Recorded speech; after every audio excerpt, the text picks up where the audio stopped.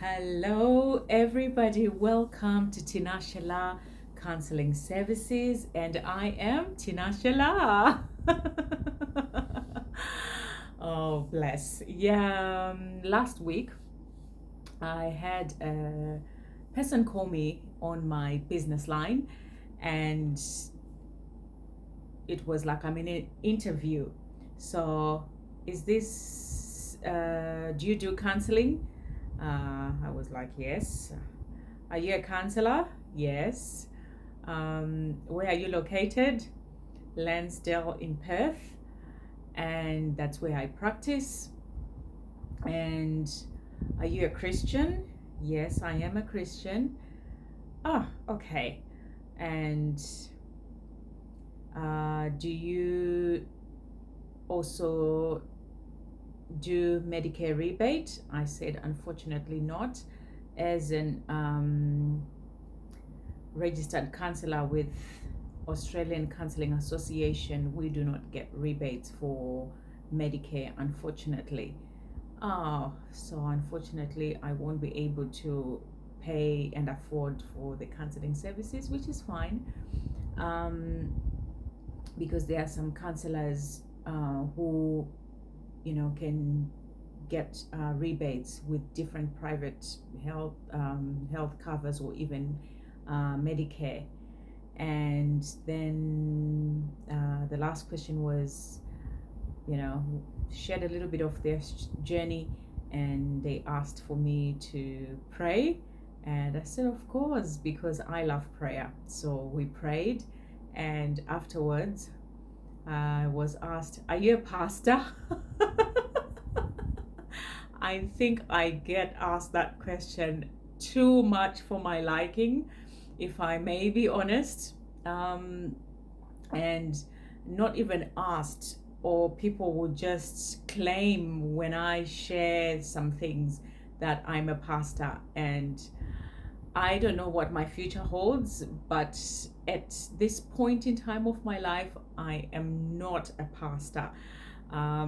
I don't know why this name always hangs around my head, but no, I am not. I am just a Christian who loves Jesus. I love him too much, probably, that's why.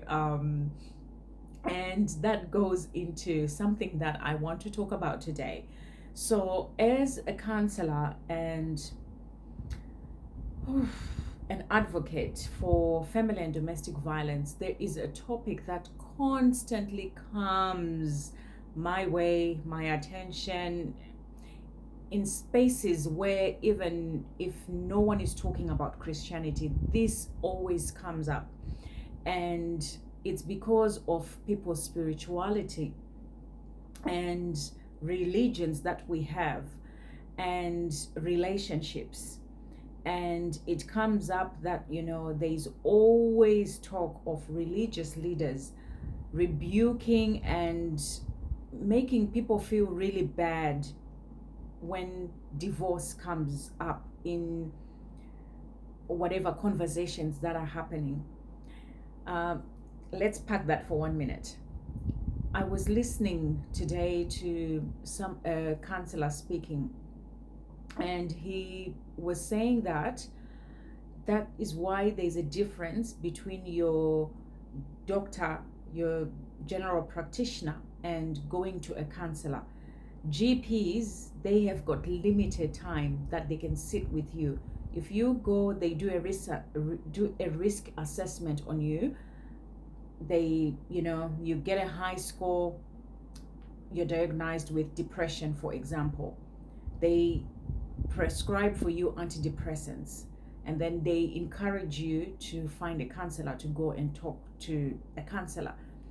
And the reason why you are encouraged to go and speak to a counselor, because counselors can be able to sit with you and unpack what has made you depressed, so that you get off the antidepressants, so that you don't get addicted to them, so that you don't get used to them, but you actually talk about what has made you to bottle up the things that you're bottling up, or not to speak the things you want to speak about that has made you to feel down, and help you to find tools, skills, and techniques to be able to cope with whatever situation you're facing in life. And depending with the different counselor that you meet in practice, there are many varieties of counselors. I myself, I work, part of my job as well, I work in drug and alcohol rehabilitation. And working in there, you realize that sometimes time, you can think, an hour, you can give someone an hour that I'm going to do counseling for an hour, and you find that in that 1 hour you are going to unpack and talk about things that are immediate, that have happened today, yesterday, the day before, the week. And you actually maybe don't even go, you don't have that time to go and talk about the root causes of maybe that depression. And through my practice and learning, the journey that I'm on, when I eventually opened my private practice, I decided that I was going to give people a bit more time when they come for counseling, because it's not about the money. It's about helping people to find ways and tools to be able to live a healthy and beautiful life. So you need time. You need to make time to be able to seek help and give yourself that time to unpack those things. So we go back to where I had said, let's pack this: religion, Christianity, and divorce. And when I look at this, I find that whichever religion you're part of, I think at the core of the religion is love. It's acceptance, regardless of wherever you're coming from, there's that acceptance and there's that love. But I want to come from a Christian perspective, because that is the one that I'm mostly faced with. Maybe because I'm a Christian, so a lot of people have got questions for me regarding that. And I want to talk about 4 things. So I'm going to talk about being judgmental, and then talk about condemnation, and talk about a wonderful counselor, and the last one, God is love. So judgmental. Myself, I used to be very, very judgmental. I used to just, I think, kill people by my judgments, and just not understanding where people are coming from, because then you are given someone's story 10 minutes, 20, 30, half an hour, maybe in a church service. It's just a tiny little bit that you hear, but you don't get the bigger picture. Same thing as the preachers who preach. They get a scripture, they are not going to preach for 2-3 hours and really, really unpack a scripture and just break it down, so to speak. They pick a scripture, they talk a little bit about whatever they want to talk about, but it is your responsibility, I suppose, as a Christian, to be able to go back and read, and go back and really, really work and unpack that scripture. Go read maybe the whole chapter and really read it for yourself. But many people don't do that, because they just want to be spoon-fed. So when you want to be spoon-fed, you're just given a tiny little bit, and most of the times you go back really, really upset, because you feel that you've been judged, you feel like you've been condemned, you feel like people have put you down. And when we talking, going back to myself being a judgmental person, in 2014, I was now a strong woman of faith, and thinking, oh, I'm doing very well, I'm very connected to God, and we've got a thing going on, and everything that comes with that. And I was struggling with a person, and I was judging them because I felt like, they've destroyed my life. But what I did not realize is that when God is looking at all of us, whether you're Christian or non-Christian, when you talk about the Creator, when you look at God, or when God looks at us, God does not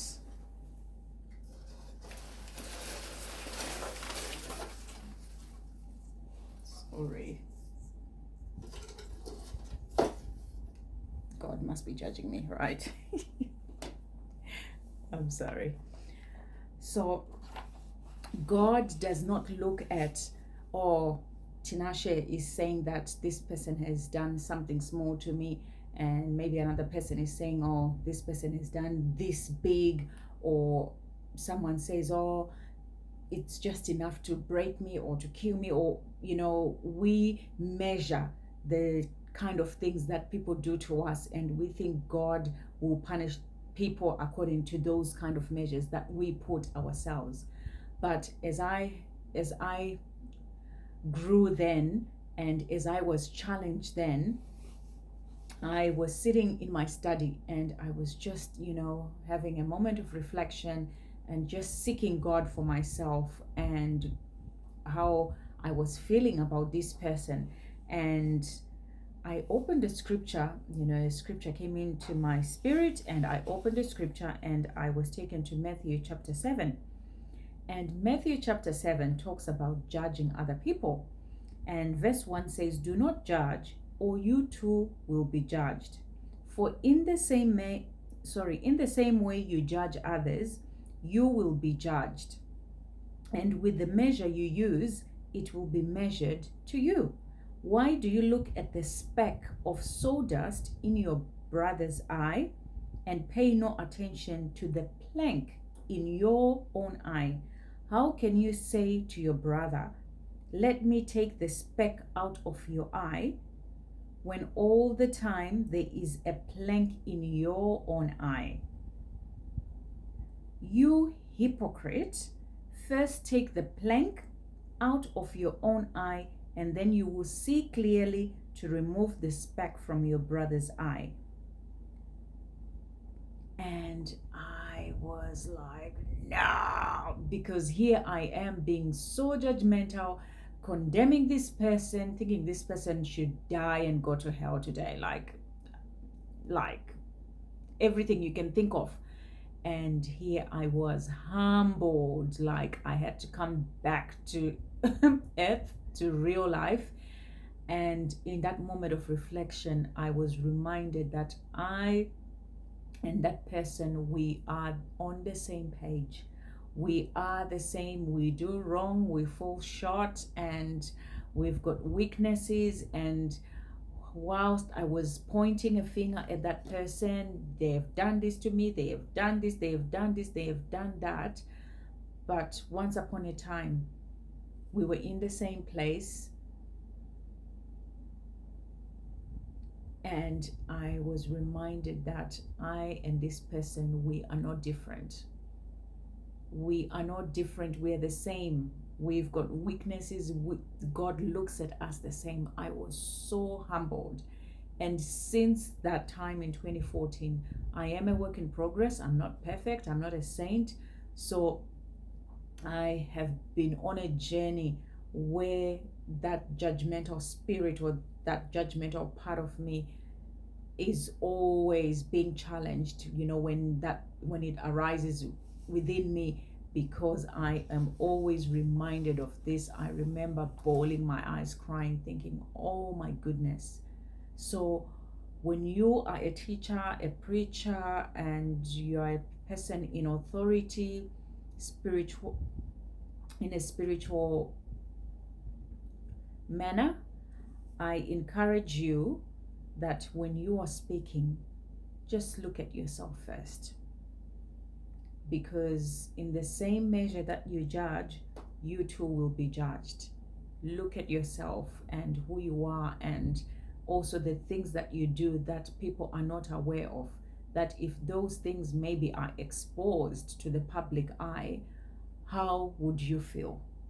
So when we talk about divorce, when we now bring in the topic of divorce in this, we can't use, our cultural beliefs or our own understanding. Like, we lean on our own understanding, we lean on the cultural beliefs, things maybe we have learned, things that we have heard. We've got our own biases from, how we've been brought up and the environments we've grown in. But I want to encourage you and challenge you that when you sit and listen to a person, what they are going through, and especially when it comes to family and domestic violence and abuse and the things that people go through in those relationships, can you really sit there and tell a person that what you're doing is wrong when that person is being terribly violated and abused? And as well, this is another challenge. Personally, I think all religious leaders should do a counseling, either a counseling diploma, a certificate, or a degree, whatever, but they need to do some form of counseling as a skill, because they will just have a bit of an understanding of not to be judgmental and use judgmental